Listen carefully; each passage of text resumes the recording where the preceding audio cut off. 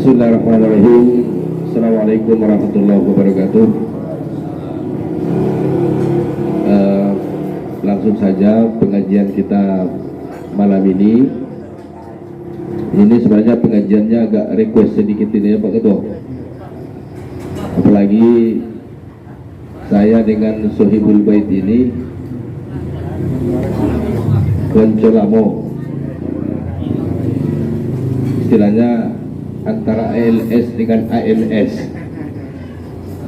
Kalau bahasa Arabnya, kalau ALS itu kan alif lam shad, kalau AMS alif nun shad ya. Dirinya antara ALS dan AMS lah. Bapak-bapak hadirin yang dirahmati Allah Subhanahu wa taala,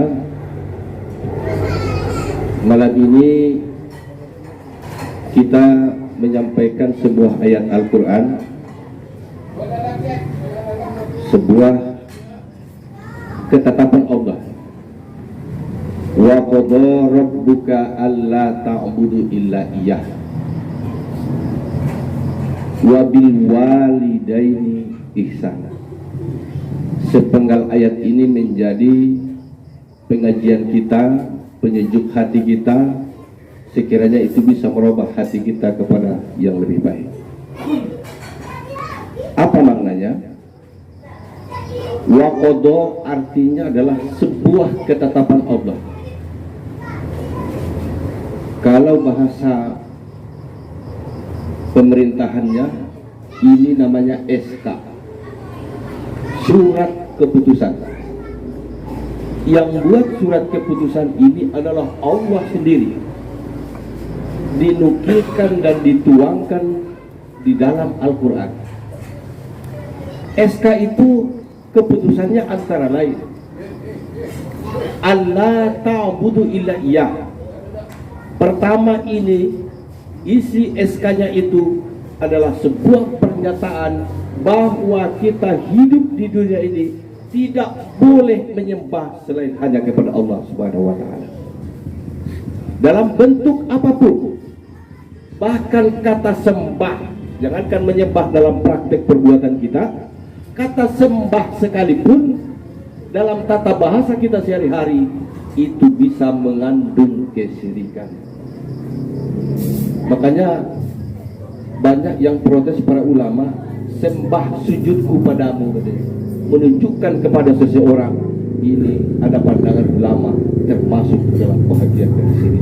Karena kata sembah itu yang pantas menerimanya adalah Allah Subhanahu wa ta'ala. Ini menjadi pelajaran bagi kita ini, kata sembah ini. Kenapa? Ini sudah SK-nya sudah ada. Yang buatnya Allah. Apa maknanya? Yang menjalankan inilah yang akan sukses dalam kehidupan dunia dan akhirat. Kita mencoba, semakin kita mempelajari Al-Quran itu, semakin kita temukan rambu-rambu yang sekiranya kita harus mampu menghindar dari kesyirikan-kesyirikan itu, tidak menyembah selain kepada Allah Subhanahu wa ta'ala. Dan perlu kita juga pertegas ini, masalah kata sembah ini. Banyak penyair, banyak sastrawan yang memakai kata sembah ini ditujukan kepada selain Allah. Pada hakikatnya jumhur ulama berpendapat bahwa itu adalah kategori syirik di hadapan Allah Subhanahu wa ta'ala. Apa relevansinya? Relevansinya adalah sambungan dari ayat itu atau kajian ayat berikutnya, yaitu wa ma khalaqtul jinna wal insa illa liya'budun. Tidak diciptakan jin dan manusia kecuali liya'budun. Kata sembah itu juga tertuju kepada Allah Subhanahu wa ta'ala. Selanjutnya, illa iya wa bil walidaini ihsana, dan kepada kedua orang tua ihsana, berbuat baiklah. Ini bapak-bapak, kalau kita cermati Al-Quran, Kata baik itu dalam Al-Quran itu banyak. Hasanun baik, birrun artinya baik, khairun artinya bahasanya baik. Tetapi Al-Quran dalam berhubungan kepada kedua orang tua ini, dia pakai kata ihsan. Apa maknanya? Tidak boleh tidak, apapun alasannya, kita harus tetap baik kepada orang tua kita. Tidak boleh putus kebaikan. Itu maknanya. Kalau kata bir itu hanya bertambah kebaikan. Kalau khair artinya baik, tapi hanya sekedar baik. Artinya apa? Tidak cukup hanya sekedar basa-basi. Kita tidak hanya baik kepada kedua orang tua kita. Harus sesuai dengan yang sesungguhnya.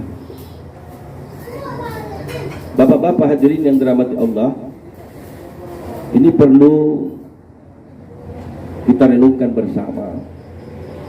Karena syarat-syarat orang sukses itu salah satunya dia di samping menyembah hanya kepada Allah, yang kedua harus berbakti kepada kedua orang tua. Tatkala Nabi Musa alaihissalam bingung dan bertanya kepada Tuhan, "Ya Rabbi, oh Tuhanku, nanti siapa kawan saya di dalam surga?" Seorang Nabi bertanya kepada Allah, "Tuhan, nanti siapa kawan saya di dalam surga itu?" Maka melalui petunjuknya diberitahukan, "Wahai Musa, pergilah engkau ke suatu tempat, suatu pasar. Di sana nanti akan engkau temui seorang yang sangat kurus kering, kerjanya adalah jualan di sana. Maka bertamulah engkau ke rumahnya, maka sesungguhnya itulah teman nanti berada di dalam surga." Nabi Musa mendengarkan petunjuk itu, menelaah petunjuk itu, agak heran dan bingung. Maka dia tidak banyak berpikir, langsung berjalan menuju sebuah tempat itu. Sampai di tempat itu, dia temuilah memang ada satu orang yang sedang jualan. Ini Pak pedagang ini Pak, dari dulu memang pedagang lah. Jadi nggak salah kalau Pak Ketua mengambil jurusan pedagang. Setelah sampai di tempat itu, dia tanya, "Wahai Tuhan, bolehkah saya bertamu kepada?" "Silakan Pak, tapi rumah saya agak jauh." Diikutilah orang tersebut.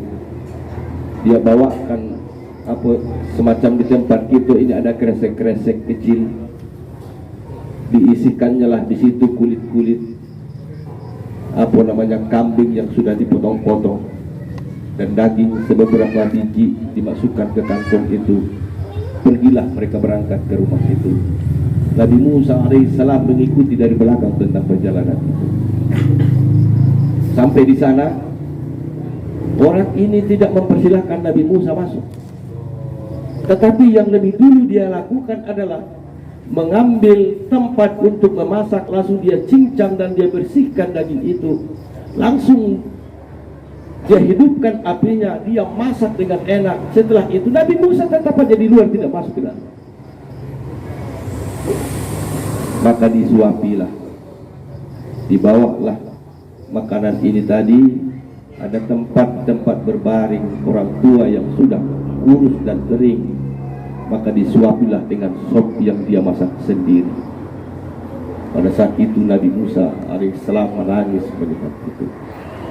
Langsung dia berkata, "Wahai saudaraku, sesuai dengan petunjuk yang kudapatkan, akan saya sampaikan kabar gembira padamu, bahwa engkaulah teman aku nanti bersama-sama di dalam surga." Siapa ini? Ini adalah orang tua saya. Sudah lama penyakitnya seperti ini, sudah lama. Tidak dia berbisa. Mandi tidak, saya mandikan sendiri. Tidur, saya putar sendiri badannya. Pakaian, saya pakaikan sendiri. Makan, saya suapi. Ternyata di saat saya suapi dan saya pakaikan pakaian yang baik padanya, ternyata mulut perempuan itu berbisik dan berkata, "Allahumma ja'ali bini ma'a Musa bil jannah." Kata-kata yang terucap itu didengarkan sendiri oleh Nabi Musa. Doanya, "Allahumma ja'ali bini ma'a Musa bil jannah." Ya Allah, jadikanlah anakku yang mengurus aku ini bersama Nabi Musa nanti di dalam surga. Ternyata itu diijabah oleh Allah Subhanahu wa Ta'ala. Apa makna ceramah singkat ini? Bapak-bapak, kita yang ada di sini, kalau kita ingin hidup tenang di dunia ini, usaha kita barokah. Kalau kita seorang pejabat, jabatan kita itu barokah. Kalau kita berbisnis, bisnis kita itu barokah. Yang pertama tidak adalah dan tidak bukan adalah perbaikilah silaturahimmu kepada orang tua. Boleh jadi gara-gara pembagian harta ada cekcok di hati kita, tidak menerima batin kita. Tetapi ingat, ini SK Allah tadi di awal, surat keputusan Tuhan yang buat. Allah ta'budu illa iya wa bil walidaini ihsana. Jangan gara-gara harta, jangan gara-gara warisan engkau bermalah dengan ibumu. Jangan gara-gara warisan engkau tidak saling bercakap dengan orang tuamu. Itu tidak ada apa-apanya. Tidak ada apa-apanya. Hilangkan itu semua. Ridullah, ridul walidain. Kalau sudah Allah suka dengan kita, sudah pasti Allah suka dengan kita, orang tua kita pun akan suka dengan kita. Kalau orang tua dan Tuhan sudah suka dengan kita, tidak lagi yang sulit dalam kehidupan ini semuanya. Badan ini, tangan ini, kekuatan kita ini, otak kita ini, tangan hanya mampu menggenggam. Kita berbisnis, berpikir, hanya mampu berpikir. Kalau kita hanya tukang tanam, kita hanya mampu menanam. Menaruh buah di tanaman sawit itu bukan kita. Orang berduyun-duyun menjadi pelanggan kita bukan karena kepintaran kita. Allah menggerakkan hati manusia itu. Kepintaran kita itu tidak ada apa-apanya di hadapan Allah Subhanahu wa Ta'ala. Tetapi berkat kita hanya menyembah kepada Allah dan dekat dengan kepada kedua orang tua kita. Berkat itulah insya Allah kita bisa mendapatkan kehidupan yang baik di dunia maupun kebahagiaan di akhirat. Kata jannah di sini bapak-bapak, jangan kita berpikir surga yang di sana, belum. Bukan surga yang di sana maksudnya. Jannah itu artinya kemewahan, kesenangan. Kesenangan itu siapa yang pertama mendapatkannya? Tidak lain tidak bukan, dialah manusia yang selalu menyembahnya kepada Allah dan berbakti kepada kedua orang tuanya. Itu adalah jannah. Jannah itu di mana tempatnya? Di dunia ini akan diberikan DP awal. Ada kebaikan itu di dunia ini gak dikasih DP oleh Allah. Dia hanya akan balas di akhirat. Beda dengan berbuat baik kepada kedua orang tua. Dia akan diberikan kesenangan dunia dan lebih pasti lagi adalah kesenangan akhirat. Bapak-bapak, ibu-ibu hadirin yang dirahmati Allah Subhanahu wa Ta'ala, ini kajian singkat yang bisa saya sampaikan. Tadi awalnya memang mau judulnya Isra Mi'raj, tapi karena permintaan khusus hubungan antara ALS dan ANS, terpaksa judulnya ini kita buat. Tetapi semoga menjadi barokah bagi kita. Barokah. Artinya lebih dalam dari itu, bapak-bapak, contoh yang disampaikan dalam riwayat, dalam kisah tadi itu. Bayangkan kalau ingin kesenangan akhirat itu, tidak bisa mandi pun orang tuanya dia mandikan sendiri, tidak bisa pakaikan baju pun dipakaikan sendiri. Siapa di antara kita yang sudah sederajat dengan orang itu? Berapa kali orang tua kita mulai kecil memberikan baju pakaian buat kita? Masa iya sih lebaran nggak pernah ngirim sehelai baju pun? Kita ini apa? Berdoa kita kepada Allah, berikan aku kebahagiaan dunia akhirat. Ibumu yang puluhan tahun membelikan baju untukmu, pakaian untukmu, setahun tak ngirim, yo. Adapun orang tuanya minta, Pak tolong kirimkan ya nak. Iya mah, saya tanya bini saya dulu. Nanya bini lagi kadang-kadang. Artinya apa bapak-bapak? Doa itu akan cepat diijabah kalau wasilahnya adalah orang tua. Kalau wasilahnya adalah orang tua. Oleh karena itu bapak-bapak, sesuai dengan surat keputusan Allah yang termuat di dalam Al-Quran ini, khususnya bagi kita jamaah dan yang mendengarkan tausiah singkat ini, tidak ada alasan bagi kita untuk tidak baik kepada orang tua kita. Apapun masalahnya, apapun ceritanya, permasalahan harta warisan dan sebagainya, tak usah kita pikirkan ya. Yang jelas kita ingin mencapai kebahagiaan dunia dengan kebahagiaan akhirat, wasilahnya adalah berbakti kepada kedua orang tua. Barangkali itu saja yang bisa saya sampaikan pada kesempatan ini. Mudah-mudahan tergugah hati kita. Ini belum judulnya Isra Mi'raj. Malam minggu kita Isra Mi'raj di masjid. Kenapa Ketua? Soalnya nanti PKM sekaligus mengundanglah kepada yang berhadir. Nah, malam minggu nanti kita akan ada acara Isra Mi'raj. Penceramahnya bukan Ustaz Farda, tapi Ustaz Mu'alim dari Rimbo Bujang. Jadi kita nanti pasang niat kita elok-elok. Yang kita cari di sana ridho Allah, yang kita undang itu adalah Ustaz. Jangan kita suruh Ustaznya pula nyari lagu dangdut pula nanti. Jadi takut hilang barokah. Yang kita undang itu adalah Ustaz, bukan Komeng atau Cak Lontong. Jangan pula kita suruh Ustaznya ngelawak-ngelawak ke situ. Karena itulah tempat sujud dan tempat kita berkomunikasi kepada Allah Subhanahu wa taala. Mudah-mudahan ada manfaatnya. Akhirul kalam. Wassalamualaikum warahmatullahi wabarakatuh.